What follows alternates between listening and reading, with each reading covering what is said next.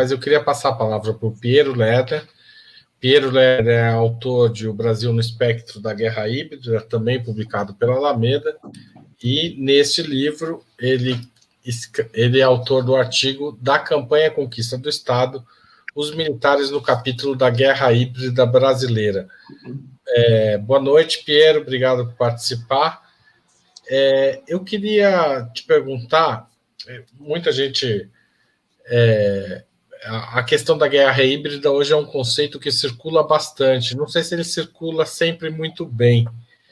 O que exatamente é a guerra híbrida e como que ele funcionou nessa guerra que os militares travaram contra esse inimigo interno que, de uma certa forma, somos nós, né?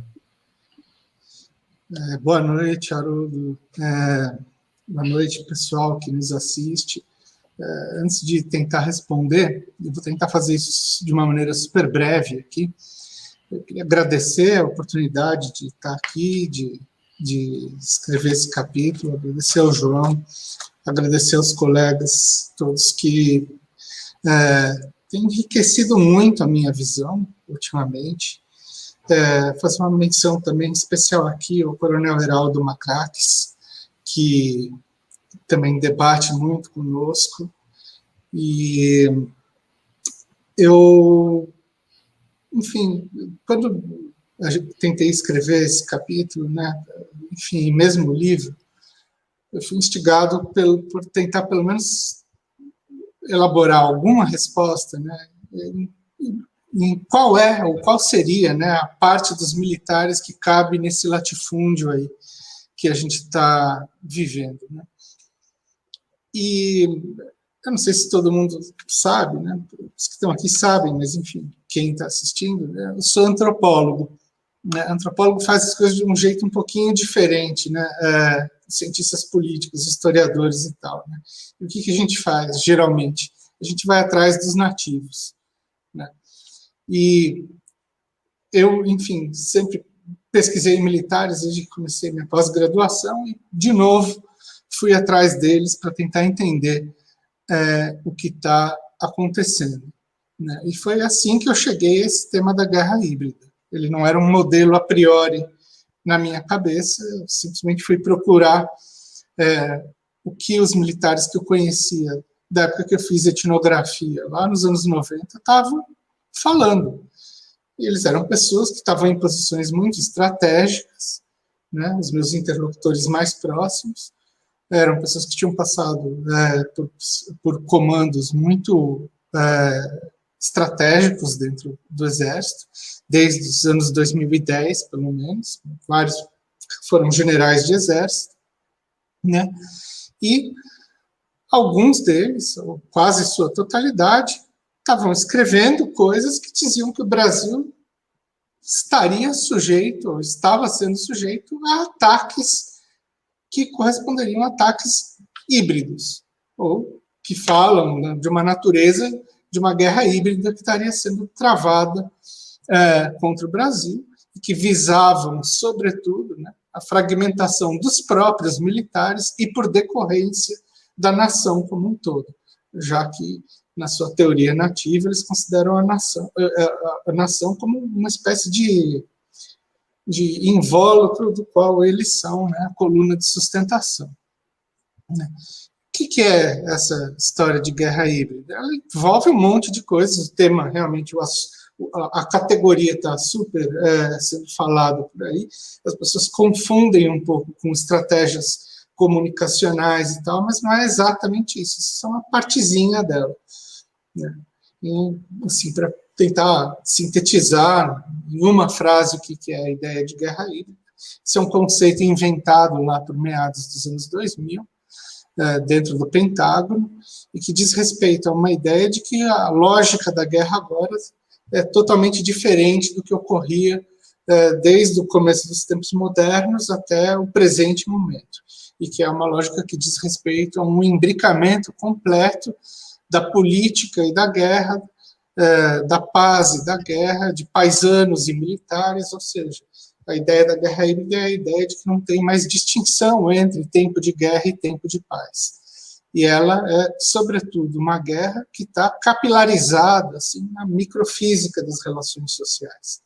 Ela não é mais uma guerra que ocorre claramente fora, né, do mundo como uma excepcionalidade. Né? Ela diz respeito a um momento constante. Né? E todo o problema, quando eles começam a evocar essas teorias, né, é que o modelo da guerra híbrida é uma espécie de profecia autorrealizável. Né? O pressuposto de análise que ele implica embute também uma operação que é de guerra híbrida. Ou seja, quando eles estão falando que existe uma guerra híbrida, eles estão, ao mesmo tempo, fazendo uma guerra híbrida. E esse negócio começa a espalhar, né, de uma maneira absolutamente viral, né, para usar um termo da moda. Ou seja, seguindo essa lógica, né, no momento em que eles começam a acusar os agentes provocadores da guerra híbrida, que são quem? Na visão dos militares brasileiros.